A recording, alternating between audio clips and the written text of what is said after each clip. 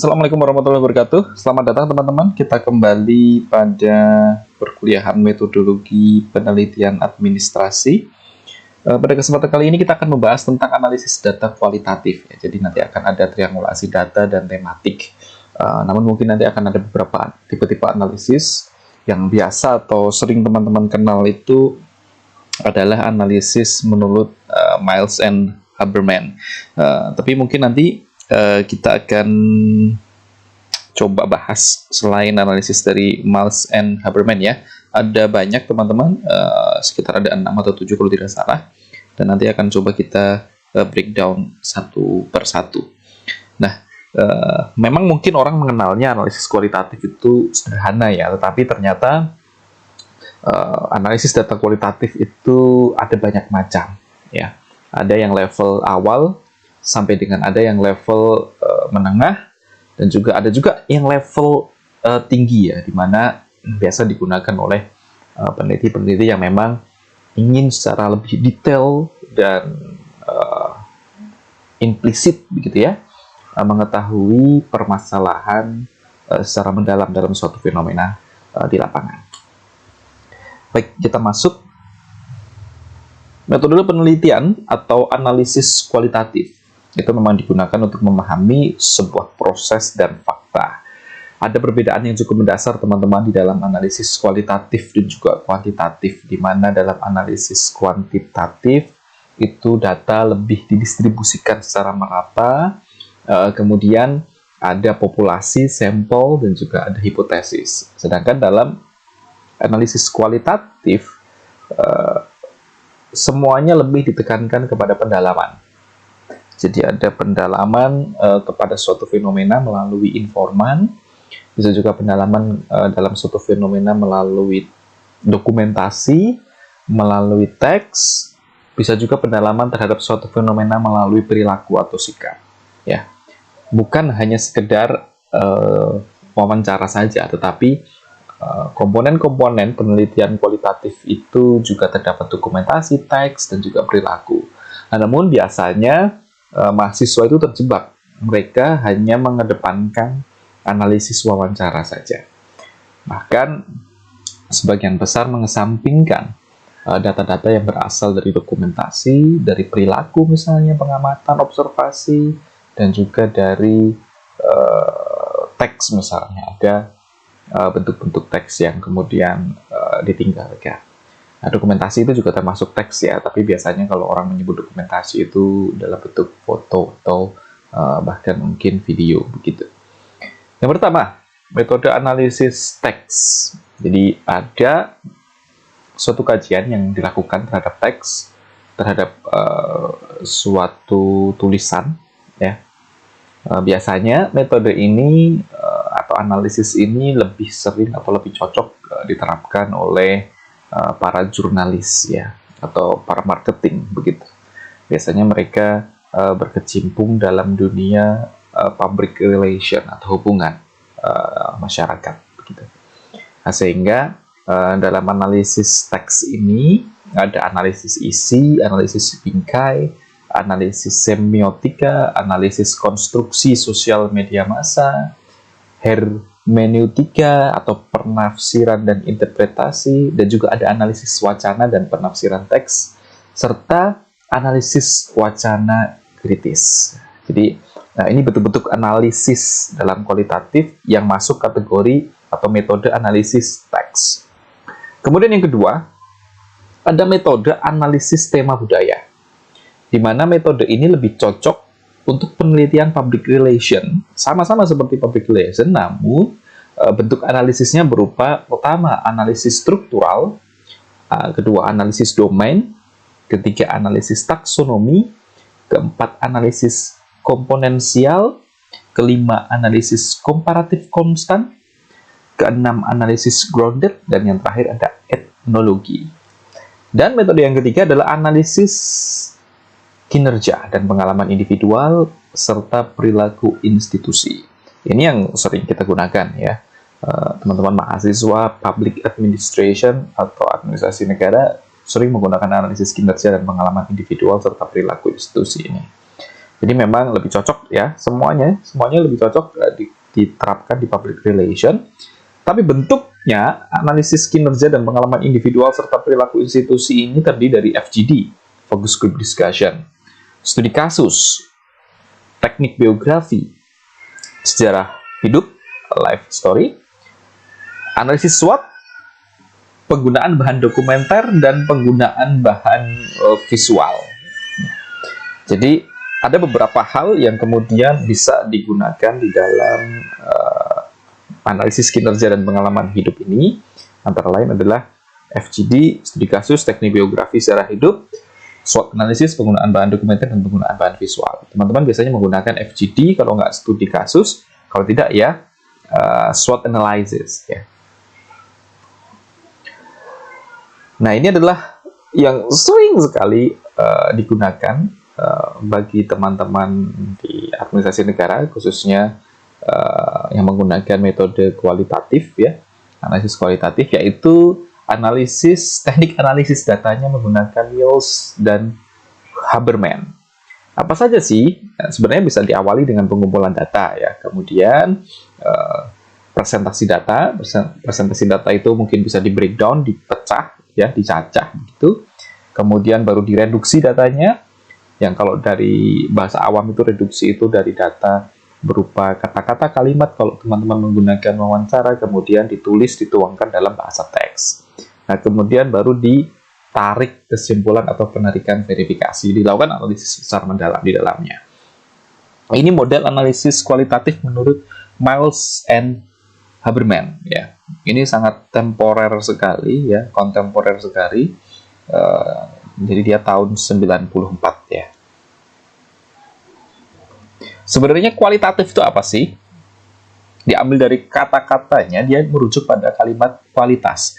Sehingga untuk bisa meningkatkan kualitas, dan karena dia merupakan kritik dari kuantitatif, maka dia merombak sistem yang biasanya hanya diberikan dalam kuantitatif itu berupa penyebaran kuesioner yang masih mendasar, maka dirubah dengan menggunakan metode atau analisis kualitatif ini, maka semua kegiatan pengumpulan datanya dilakukan secara mendalam. Baik itu wawancara mendalam, observasi partisipasi, maupun focus group discussion. Ketiga hal ini merupakan teknik, ya, dalam penelitian kualitatif. Yang dimaksud dengan wawancara mendalam itu yang seperti apa sih? Jadi kalau teman-teman misalnya ingin mewawancarai seseorang, wawancara mendalam ini butuh waktu paling tidak 1 jam atau lebih, ya. Kalau kita berbicara tentang penelitian, berbeda mungkin kalau terkait dengan kasus, ya. Kadang-kadang kasus saja bisa mungkin kalau reporter seperti contoh misalnya Aiman Wicaksono, Najwa Shihab, mereka biasanya kalau wawancara itu lebih dari 10 menit, ya, bisa sampai setengah jam. Karena mereka berbicara, ngobrol mendalam, ya, dan yang ditanyakan itu benar-benar secara mendetail. Nah, teknik informannya itu bisa menggunakan snowball sampling atau kontak personal, bisa juga dengan pendekatan kepada lembaga. Snowball sampling itu yang bagaimana? Contoh misalnya teman-teman menentukan satu informan X misalnya. Informan X ini sudah ditentukan, dan kemudian teman-teman selesai mewawancarai. Selanjutnya, kalau teman-teman menerapkan prinsip snowball, ya, maka teman-teman bertanya kepada informan tadi, Bapak atau Ibu, mohon maaf, kira-kira siapa ya yang bisa saya wawancarai selanjutnya yang memiliki kompetensi dan relevansi dengan penelitian saya? Kemudian informan tersebut menunjuk orang, ya, oh silakan bertemu dengan Bapak Anton misalnya. Nah, teman-teman menuju Pak Anton, selesai wawancara teman-teman bertanya lagi, Pak Anton, mohon maaf, siapa ya kira-kira yang bisa saya wawancarai lagi? Oh, silakan menemui Bu Septi. Teman-teman menemui Bu Septi, dan selesai wawancara teman-teman bertanya lagi, Bu Septi kira-kira siapa ya yang bisa saya wawancarai? Oh, silakan ke Bu Dini. Dan terus-menerus seperti itu, sampai dengan mungkin informan yang teman-teman tentukan, ada berapa informan yang dirasa cukup memenuhi standar dan kualifikasi. Itu yang dinamakan teknik snowball sampling atau sampling dengan menggunakan teknik snowball.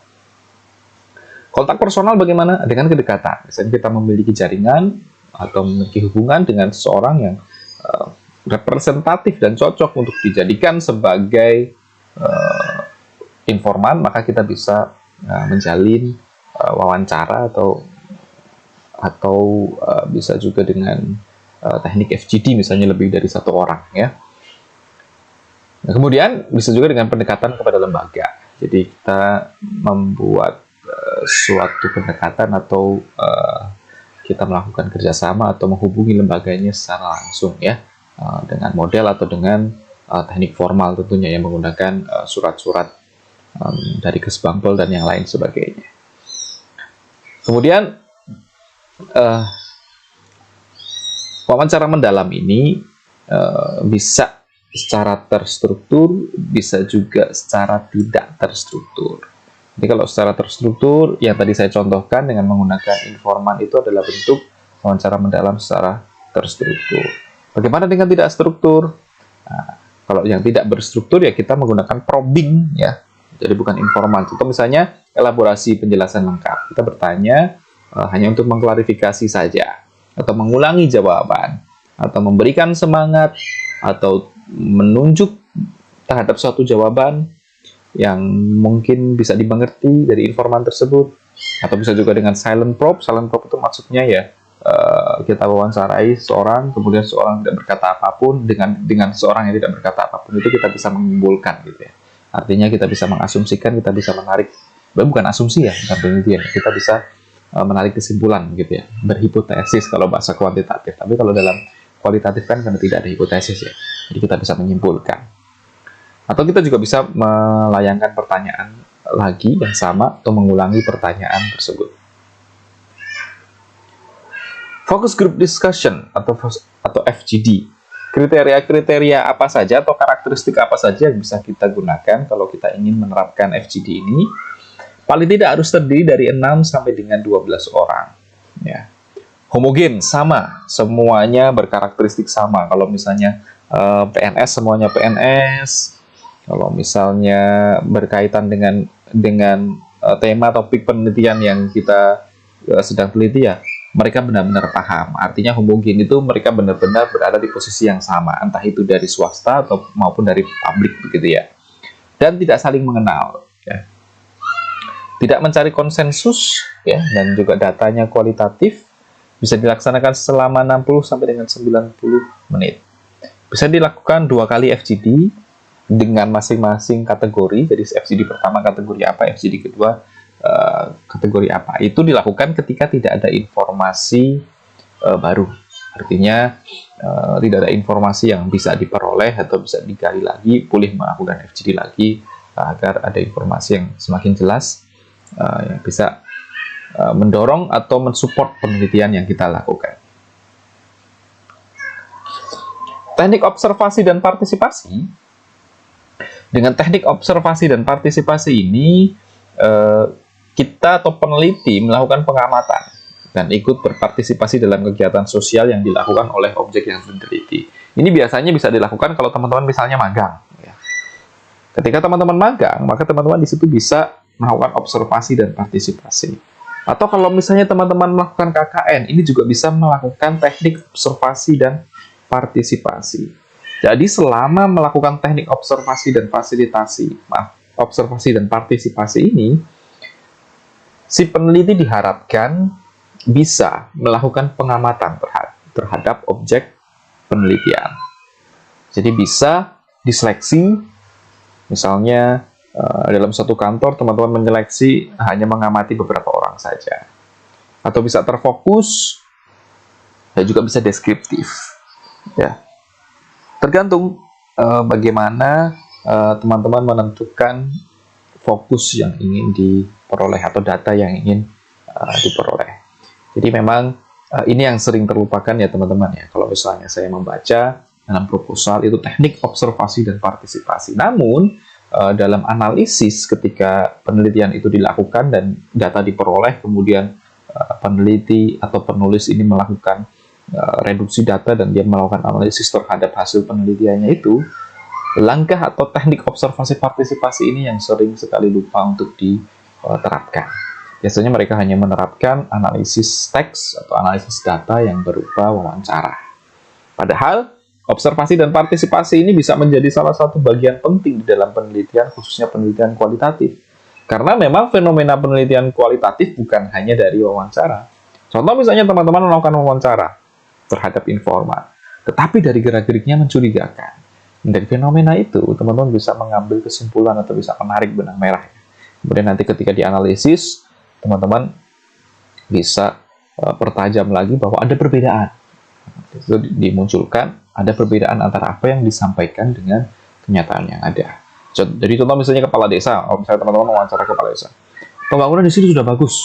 Nyatanya ditunjukkan dengan laporan-laporan. Wah, pembukuannya bagus sekali. Namun di lapangan teman-teman mengamati, jembatannya baru 1 tahun kok sudah tidak layak seperti ini. Kemudian jalannya sudah banyak yang berlubang, padahal baru 1 tahun direnovasi. Nah, misalnya dari hal-hal semacam itu merupakan bentuk observasi. Bagaimana dengan partisipasi? Nah, misalnya teman-teman memilih berbicara kepada kepala desa, kemudian menyampaikan bahwa Pak Kepala Desa, mohon maaf, apakah boleh ketika ada rapat, misalnya rapat RT atau rapat RW, saya ikut bergabung untuk mengamati. Nah, itu bentuk partisipasi, ya, kita terlibat di dalamnya.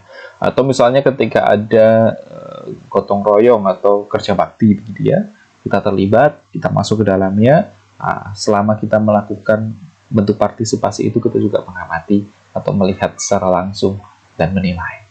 Itu bentuk partisipasi.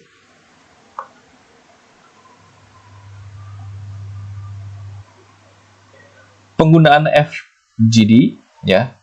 Jadi perbandingan antara penggunaan FGD dan juga wawancara mendalam. Bagaimana atau kapan kita harus menggunakan FGD dan kapan kita menggunakan wawancara mendalam? Kita menggunakan FGD jika interaksi memperkaya jawaban. Ya, kita ingin berinteraksi dan ingin memperkaya jawaban karena ada banyak orang yang bisa berinteraksi di dalamnya. Tapi kita bisa menggunakan wawancara mendalam ketika ada interaksi, tetapi tidak produktif. Nah, sehingga kita harus mendekati orang tersebut, kita harus secara intens ngobrol dengan informan tersebut. Nah, misalnya, kalau Anda misalnya menghubungi begitu ya, secara telepon, orangnya kok nggak proaktif begitu ya, nah, maka Anda harus berkali-kali menghubungi atau bertemu secara langsung. Nah, dalam pertemuan secara langsung itu Anda harus menyusun yang namanya interview guide. Dalam interview guide ini nanti juga disesuaikan ketika kita bertanya, kemudian yang ditanyakan itu tidak dijawab, maka kita harus memancing. Jadi untuk masalah sensitivitas juga demikian. Kalau FGD itu ketika subjek tidak sensitif, wawancara mendalam ketika subjeknya sensitif. FGD itu kita lempar topik umum, wawancara itu lebih kompleks. FGD materinya tidak banyak, wawancara mendalam materinya luas dan banyak. FGD informan dapat disatukan, wawancara mendalam informan tidak dapat disatukan. Nah, maksudnya informan tidak dapat disatukan ini, kalau dalam FGD, ketika ada informan dijadikan satu dalam ruangan, kemudian di situ kita bentuk forum FGD ini, maka semuanya bisa saling melengkapi atau saling menjawab. Namun kalau misalnya tidak bisa dijadikan satu, misalnya ada musuh atau ada hal yang lain yang menimbulkan intrik dan yang lain sebagainya, maka kita bisa memilih wawancara mendalam. Kemudian hasilnya cepat FGD, kalau wawancara mendalam hasilnya lama. FGD dana terbatas, wawancara mendalam dana cukup. Kenapa FGD dana terbatas? Ya karena sekali dilakukan dia bisa mengundang 6-12 orang ya.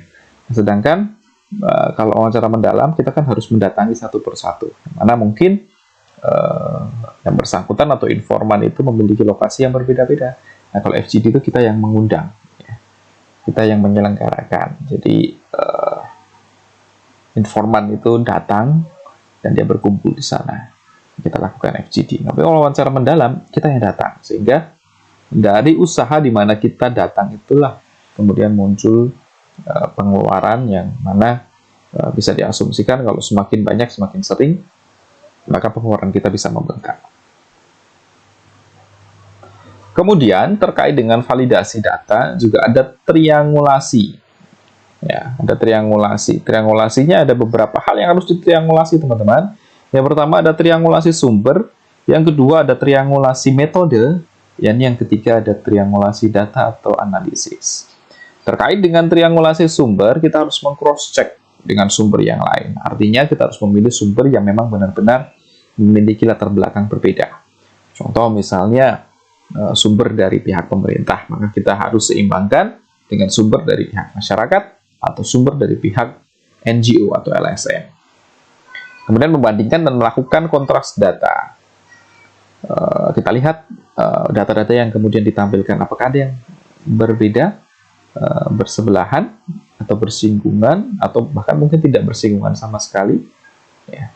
Dan gunakan kategori informan yang berbeda. Tadi kategori itu bisa dari masyarakat, bisa dari pemerintah, bisa dari swasta. Bagaimana dengan triangulasi metode?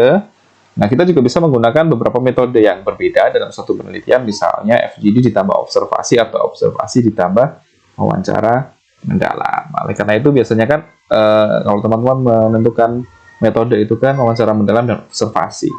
Ya, atau dokumentasi. Itu sebenarnya adalah proses triangulasi metode. Namun terkadang teman-teman tidak paham di situ ya. Hanya saja mungkin yang lebih ditekankan adalah wawancara mendalam. Padahal ini penting karena triangulasi metode termasuk dalam salah satu bentuk atau salah satu hal yang harus dilakukan, terutama kaitannya dengan validasi data. Yang ketiga adalah triangulasi data atau analisis. Ini bisa dilakukan dengan kita menganalisis, kemudian kita bisa minta orang lain ikut menganalisis gitu ya, atau menggunakan software. Itu merupakan bentuk validasi data. Atau kita bisa meminta umpan balik dari informan. Jadi kita analisis, kemudian informannya kita berikan bentuk analisis kita mintai pendapat terkait dengan analisis itu. Ini bentuk triangulasi data atau triangulasi analisis. Kemudian ada reliabilitasi data. Apa itu reliabilitasi data? Reliabilitasi data merupakan melihat dan mengamati kembali videotape. Jadi, kalau misalnya kita merekam, kita amati lagi. Kita dengarkan lagi kalau kita merekam suara. Ya. Mendengarkan kembali audio tape. Atau kalau misalnya kita mungkin dengan tulisan, ya kita lihat lagi tulisannya. Atau memeriksa kembali kalau kita sudah mereduksi data, mentranskrip, kita baca lagi apakah ada yang terlewat, apakah ada yang tidak tercantum, ataukah apakah ada yang dilopati, atau apakah ada suatu hal yang mungkin tidak terekam gitu, atau tidak terdata dengan baik dan sempurna.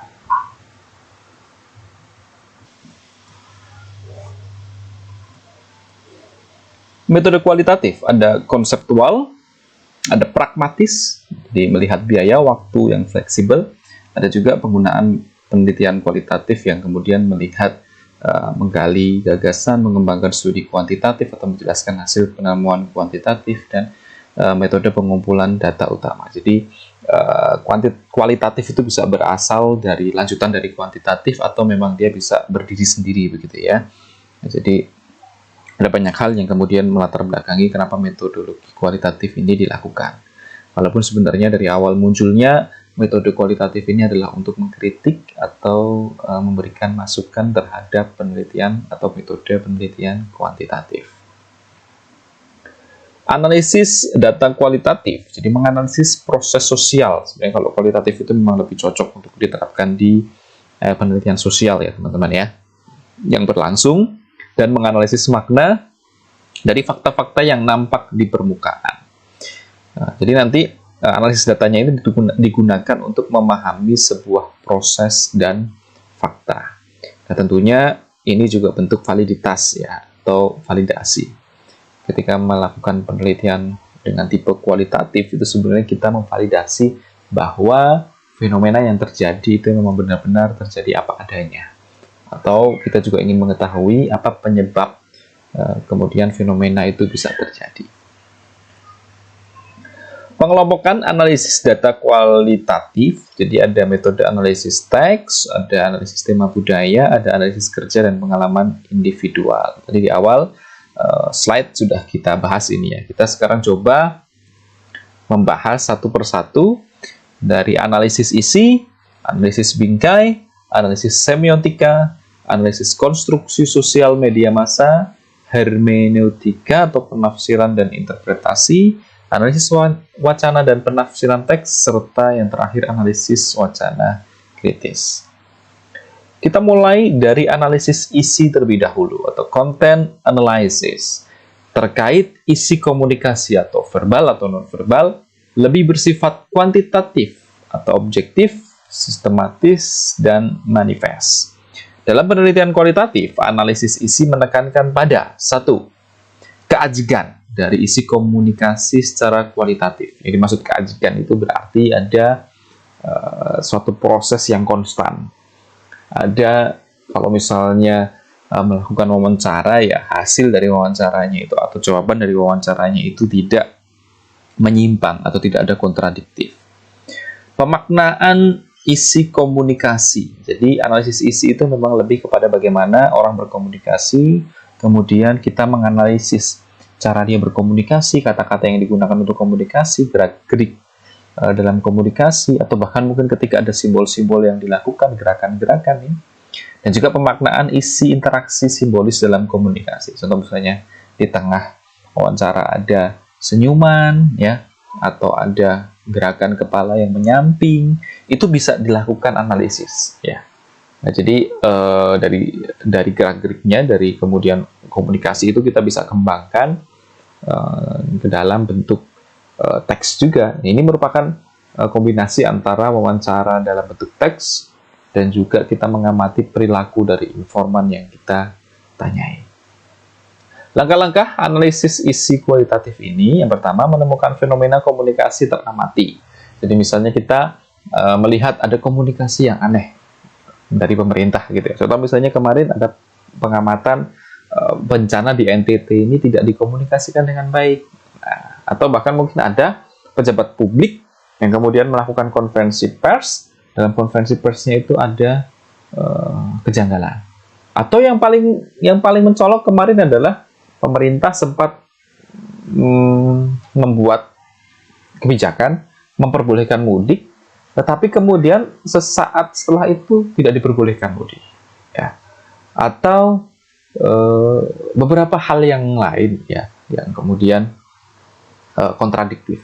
Nah, contoh misalnya seperti janji pejabat, misalnya dulu tidak akan melakukan impor beras, tapi ternyata kenyataannya impor beras dilakukan. Nah, dari komunikasi-komunikasi yang janggal seperti itu, kita bisa mengawali atau bisa kemudian membuat dasar terhadap penelitian kualitatif dengan menggunakan analisis isi ini. Nah, ketika kita sudah menentukan fenomenanya apa, maka kita memilih unit analisis. Ya, kita fokuskan ke bagian mana. Contoh misalnya kita fokuskan ke daerah, provinsi, atau kabupaten. Ya.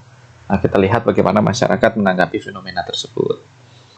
Kemudian, untuk data komunikasi verbal disebutkan waktu dan tempat serta alat komunikasi yang digunakan. Nah, jadi kalau kita sudah menentukan di daerah, kita wawancara dengan perangkat daerah, dengan pejabat setempat.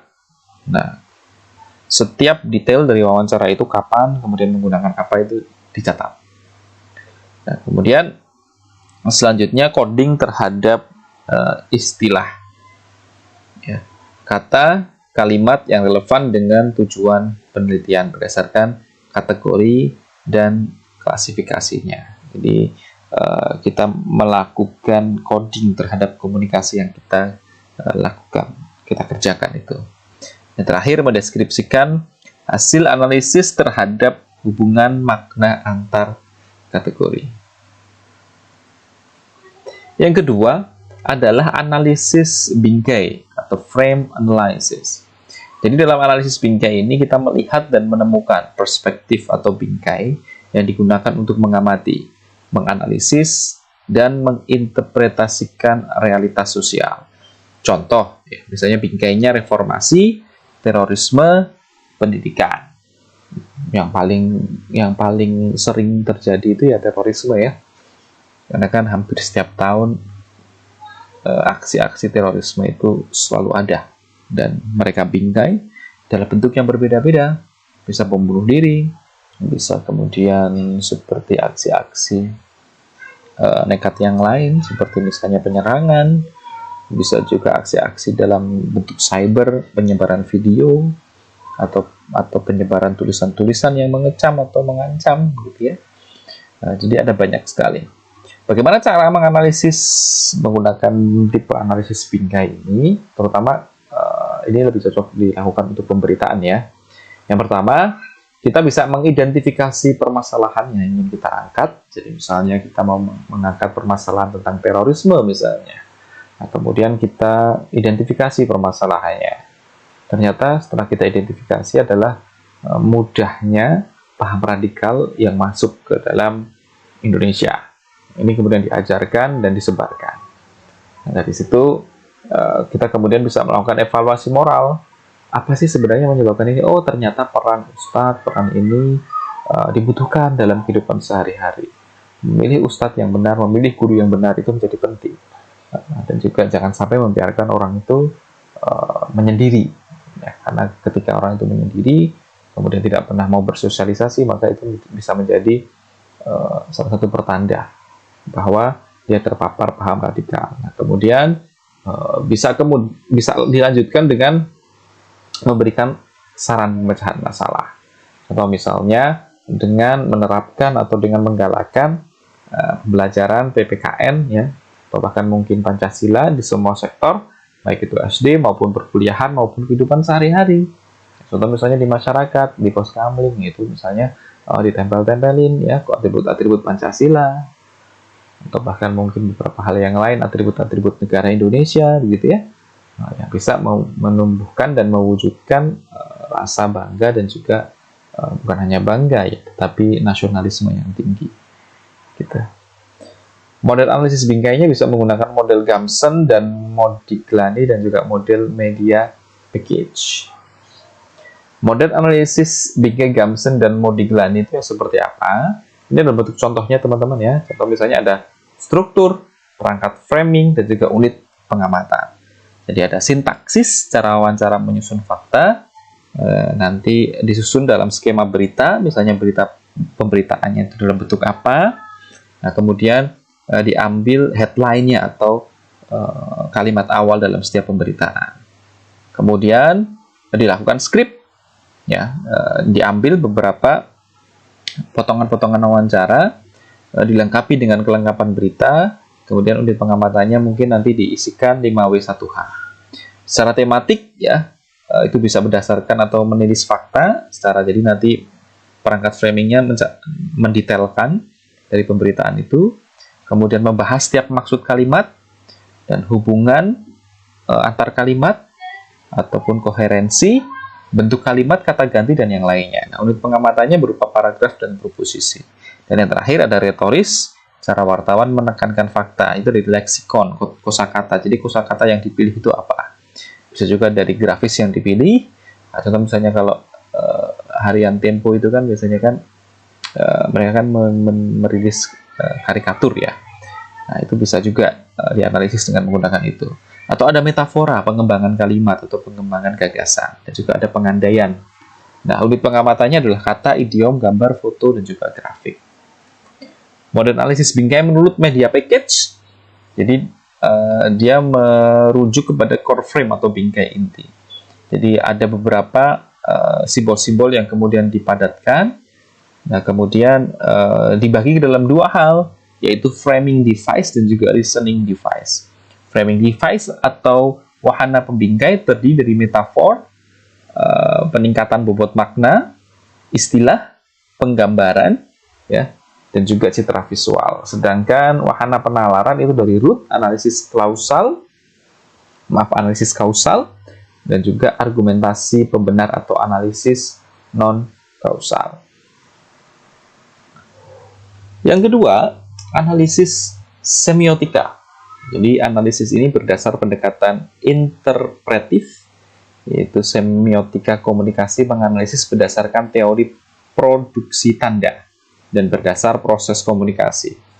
Ya, jadi menganalisis isi berita atau iklan secara keseluruhan dalam konteks sosial. Nah, dalam menganalisis isi berita ini, kita harus melihat atau memperhatikan yang namanya SMCR. SMCR ini terdiri dari source, sumber, kemudian message, beritanya, kemudian channel, dan juga receiver. Source, sumbernya dari siapa, message, pesannya apa, channel, diberikan atau disampaikan menggunakan apa, dan receiver, bagaimana penerimanya. Nah, fokus analisis semiotika secara detail bisa dilihat teman-teman, jadi ada hubungan antara penawaran dengan jenis penandanya. Ada qualisign yang memiliki tanda berdasarkan sifat, misalnya merah berarti berani. Ada sin sign berdasarkan tampilan sebenarnya, misalnya kemarahan, ancaman, atau legisign berdasarkan hukum atau aturan. Kemudian bisa juga hubungan kenyataan dengan jenis dasarnya. Ini ada beberapa hal yang kemudian bisa dianalisis, misalnya icon, pelaksana fungsi penanda serupa bentuk objeknya, contoh misalnya gambar, foto, lukisan, atau indeks berupa suara atau gerak, atau simbol, ya, makna suara, makna gambar, makna bau, dan yang lainnya. Dan yang terakhir, hubungan pikiran atau penanda atau reference dengan jenis petandanya, rimi or simi, penanda yang bertalian dengan kemungkinan dipahami oleh pertandanya, atau design or design or vimi, ya, penanda yang memberikan informasi tentang pertandanya, atau argumen, penanda yang pertanda akhirnya bukan benda tapi kaidah. Namun teman-teman tidak perlu mendalami ini karena ini adalah bentuk analisis semiotika yang sering digunakan oleh para kaum jurnalistik, gitu ya. Jadi jurnalisme biasanya menggunakan analisis semiotika ini. Nah, beda ketika misalnya teman-teman dalam administrasi publik yang ingin menggunakan ini dalam penelitiannya juga bisa. Maka harus dipahami beberapa contoh-contoh hubungan antara penalaran, hubungan kenyataan, dan juga hubungan pikiran yang kemudian bisa teman-teman kaji atau teman-teman praktekkan dari analisis semiotika ini. Kemudian ada analisis konstruksi sosial media massa. Analisis terhadap keberpihakan media di dalam proses konstruksi media. Jadi ada yang berkata bahwa beberapa media itu selain berpihak kepada pemerintah, ada juga yang secara terang-terangan media itu yang membelot pemerintah. Fenomena ini menjadi kenyataan karena di sebagian besar negara di seluruh dunia hal ini terjadi. Ada pemberitaan yang memang atau surat harian atau bahkan mungkin ya label pemberitaan yang menjadi kekasih dari pemerintah. Artinya dia menceritakan kebaikan pemerintah terus. Namun ada juga yang isinya hanya mengkritik pemerintahan terus. Ini wajar teman-teman karena memang pemberitaan ini menjadi komoditas yang sangat menarik. Kenapa? Karena bisa mempengaruhi masyarakat. Konstruksi sosial atas realitas itu merupakan proses alamiah melalui bahasa dan kehidupan sehari-hari. Ini menurut Berger dan Lachman. Ya, yang mana konstruksi sosial dan realitas itu melalui proses yang berlangsung lambat. Jadi, kenapa tadi saya sebutkan bahwa media massa itu memiliki pengaruh penting? Karena mereka bisa membrainwash masyarakat. Mereka bisa menyampaikan pemberitaan yang mungkin tidak benar, tetapi kemudian dikemas sedemikian rupa sehingga mendekati kebenaran dan masyarakat percaya. Nah, oleh karena itu, ada beberapa tahap-tahap yang harus diperhatikan agar kita bisa mendalami dan juga kita bisa membedakan terkait dengan analisis konstruksi sosial media massa ini. Yang pertama, tahap-tahap konstruksi soal media massa. Jadi yang pertama adalah penyiapan materi, sebaran materi, pembentukan materi, dan konfirmasi. Dalam tahap penyiapan materi, ada beberapa hal penting. Yang pertama, keberpihakan media pada kapitalisme, keberpihakan semu pada masyarakat, dan keberpihakan kepada kepentingan umum. Materinya mungkin bisa seputar sana, kita nanti bisa pilih ya. Dalam tahap sebaran konstruksi, umumnya media berprinsip real time, artinya semua informasi harus sampai secepatnya. Nah, itulah kenapa ada media yang dinamakan Detik sekarang, karena dia filosofinya menyampaikan berita setiap detik, gitu. Real time gitu ya. Dalam tahap pembentukan konstruksi, terbentuk konstruksi realitas dengan tahap-tahap konstruksi realitas pembenaran, kesediaan dikonstruksi oleh media, dan pilihan konstruktif. Terbentuk konstruksi citra yang dibangun dalam dua model, yaitu model good news, mengonstruksi kebaikan, dan bad news, mengkonstruksi kejelekan. Tapi biasanya kalau pemberitaan itu ya bad news is a good news gitu ya. Kalau bagi pemberitaan itu, karena masyarakat itu biasanya akan lebih cenderung tertarik dengan bad news. Dalam tahap konfirmasi, media massa dan khalayak memberi argumentasi dan akuntabilitas terhadap pilihannya untuk terlibat pada pembentukan konstruksi. Kemudian hermeneutika. Ini merupakan penafsiran atau interpretasi dengan melakukan penafsiran terhadap bahasa melalui penafsiran gramatikal dan penafsiran psikologis dengan pemahaman dalam konteks makna tradisional. Ini lebih bahasanya lebih jelimet ya, lebih mendalam lagi karena dia sudah menggunakan grammar, artinya bagaimana menyusun kata dan juga secara psikologis. Hermeneutik adalah metode penafsiran terhadap bahasa melalui penafsiran gramatikal dan penafsiran psikologis. Pemahaman hermeneutik diarahkan pada konteks tradisional tentang makna, melibatkan 3 kelas ekspresi kehidupan. Yang pertama, ekspresi linguistik muncul dalam bentuk yang absolut. Yang kedua, ekspresi tindakan, misalnya tindakan teleologis, mempertahankan tujuan khusus melalui keputusan. Tindakan normatif diarahkan kepada anggota kelompok.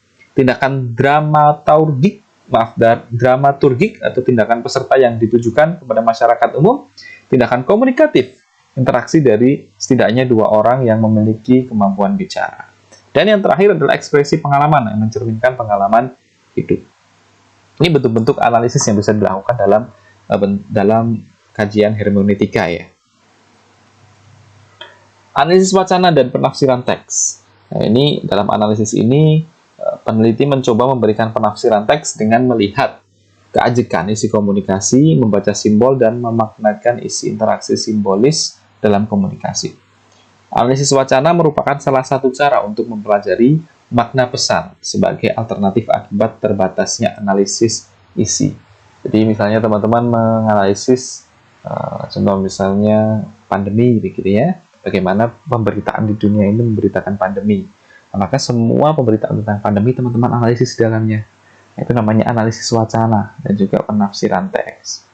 Dalam analisis wacana ini berpretensi memfokuskan diri pada pesan tersembunyi atau laten. Jadi pretensi adalah muatan, nuansa, dan konstruksi makna yang laten dalam teks komunikasi. Kemudian, analisis wacana juga menganalisis cara komunikator mengungkapkan pesannya. Mimik, ya, gaya bahasa, intonasi, dan yang lain sebagainya. Ada juga analisis wacana yang beraliran kritis, di mana dia lebih menekankan unsur-unsur filosofis komunikasi. Kemudian dia melihat struktur sosial sebagai konteks yang sangat menentukan realitas, di mana proses dan dinamika komunikasi manusia itu ada. Kemudian memusatkan perhatian pada siapa yang mengendalikan komunikasi, sangat yakin bahwa teori komunikasi manusia, khususnya teori komunikasi massa, tidak mungkin bisa menjelaskan realitas secara utuh dan kritis jika mengabaikan teori-teori sosial. Dan yang terakhir, analisis wacana menggunakan pendekatan konstruksionisme. Jadi, poin keempat yang harus teman-teman perhatikan bahwa dalam analisis wacana dan penafsiran teks ini, dia mengemukakan bahwa secara teoritikal, komunikasi manusia itu tidak akan mungkin bisa terjadi, atau komunikasi manusia itu tidak akan mungkin bisa menjelaskan fenomena yang terjadi. Artinya bahasa kita ini terbatas, kemampuan kita untuk menginterpretasikan bahasa juga terbatas. Sehingga, ya begitulah, pasti ada informasi-informasi yang mungkin kurang lengkap yang disampaikan. Nah, seperti contoh misalnya, kaitannya dengan komunikasi ya, ada suatu pepatah yang berkata begini, kalau Anda menitipkan uang kepada orang, maka uang itu akan berkurang. Tapi kalau Anda menitipkan perkataan terhadap orang, maka perkataan itu bisa bertambah atau cerita itu bisa bertambah. Nah, inilah uniknya komunikasi, karena ada karakter-karakter tertentu yang bisa mengakibatkan suatu fenomena baru. Ya, contoh saja misalnya tadi kita nitip uang, kita mau minta kembali dengan alasan terpakai gitu, jadi kurang. Atau kita bercerita kepada orang, maka ketika orang itu menceritakan cerita kita bisa lebih banyak atau ditambah-tambahkan. Itulah bentuk komunikasi. Kemudian ada analisis wacana kritis, di mana penafsiran wacana dan teks berdasar pandangan kritis yang melihat bahasa selalu terlibat dalam hubungan kekuasaan, terutama dalam pembentukan subjek dan berbagai tindakan representasi apa yang terjadi di masyarakat. Beberapa karakteristik analisis wacana kritis antara lain adalah yang pertama, memahami wacana sebagai tindakan, yang mana wacana ini bertujuan untuk mempengaruhi, mendebat, membujuk, menyanggah, bereaksi, dan lain-lain. Kemudian yang kedua, mempertimbangkan konteks dari wacana itu sendiri. Jadi dalam konteks itu ada latar, kondisi, situasi, peristiwa. Yang selanjutnya, untuk mengerti suatu teks, menempatkan wacana itu dalam konteks historis tertentu. Jadi misalnya, mengecek kembali adanya pemberitaan yang mungkin tema topiknya hampir sama dengan pemberitaan yang sedang diteliti itu. Kemudian mempertimbangkan elemen kekuasaan dalam analisisnya, menganggap bahwa suatu wacana bertujuan mereproduksi dan melegitimasi dominasi dari kelompok dominan. Yang salah satu strateginya adalah membuat kesadaran pada khalayak bahwa dominasi itu diterima secara take it for granted. Kemudian, ini adalah analisis kinerja dan pengalaman individual dan perilaku institusi yang sering sekali kita gunakan teman-teman. Jadi ada FGD, studi kasus, teknik biografi, sejarah hidup, kemudian SWOT analysis, penggunaan bahan dokumenter, dan penggunaan bahan visual. Kita bahas yang FGD terlebih dahulu, focus group discussion, di mana FGD ini digunakan untuk meneliti pemecahan masalah kelompok atau tanggapan suatu kelompok terhadap suatu fenomena. Misalnya, masalah kenakalan remaja, acara televisi tertentu, kriminalitas, dan yang lain-lain. Di mana tanggapan kelompok yang terlepas dari kepentingan-kepentingan individual anggotanya. Jadi kalau misalnya kita mengundang dalam FGD, itu sebisa mungkin dia tidak memiliki kepentingan tertentu, ya, netral. Gitu. Ada studi kasus di mana analisis terhadap sebuah fenomena atau kasus unik yang terjadi pada sebuah individu atau sebuah unit sosial tertentu, single case, atau pada beberapa unit sosial tertentu yang multiple case. Jadi contoh misalnya ini, contoh misalnya ya kaitannya dengan pelayanan gitu ya, pelayanan di era pandemi atau pelayanan setelah otonomi daerah. Studi kasus di mana? Misalnya studi kasus di puskesmas atau studi kasus di kelurahan X gitu. Dan ada teknik biografi di mana teknik ini menganalisis sejarah hidup seorang. Biografi atau autobiografi dengan mengungkap domain-domain sejarah penting dan jati diri orang tersebut. Nah, jadi semua peristiwa yang berkaitan dengan orang tersebut ini kemudian dianalisis. Kalau sejarah hidup, life history, ini menggunakan sejarah hidup orang untuk mendeskripsikan reaksi, interpretasi atau tanggapan masyarakat tertentu terhadap sebuah realitas sosial.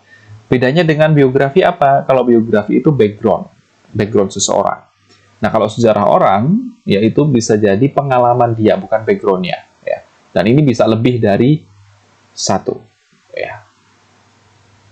Kemudian ada SWOT analysis. Jadi dalam SWOT analysis ini ada yang dibahas atau dianalisis adalah kekuatan atau strength, kelemahan, weakness, peluang, opportunity, ancaman, threats, untuk mendapatkan alternatif dalam implementasi suatu kebijakan atau suatu strategi dalam penerapan bisa dikatakan mungkin ini ya, policy brief atau mungkin ya tadi policy ya di dalam suatu institusi. Nah, kalau SWOT, saya pikir teman-teman sudah mengenal ya dari awal. Bisa juga menggunakan bahan dokumenter, ya, bisa video, foto, ataupun yang lain, catatan ya. Itu juga bisa bahan visual, ya. Misalnya artefak, candi, prasasti, ya, atau cerita-cerita hikayat yang lainnya. Terima kasih teman-teman, itu yang bisa saya sampaikan terkait dengan metodologi penelitian administrasi. Kita membahas tentang teknik analisis pada penelitian kualitatif ya. Jadi ada beberapa teknik tadi yang mungkin teman-teman bisa ketahui ya. Dalam analisis kualitatif itu ada analisis teks, ada analisis semiotikal, ada kemudian yang sering kita gunakan itu adalah FGD, kemudian studi kasus ya. Dan juga tadi ada analisis yang kemudian berkaitan dengan jurnalistik atau dengan kata-kata, dengan kalimat gitu. Itu teman-teman yang bisa saya sampaikan, bahwa analisis data kualitatif itu banyak sekali ragamnya dan tidak berhenti pada apa yang saya sampaikan ini. Mungkin teman-teman bisa menggali lebih dalam dari sumber atau referensi yang lain ya.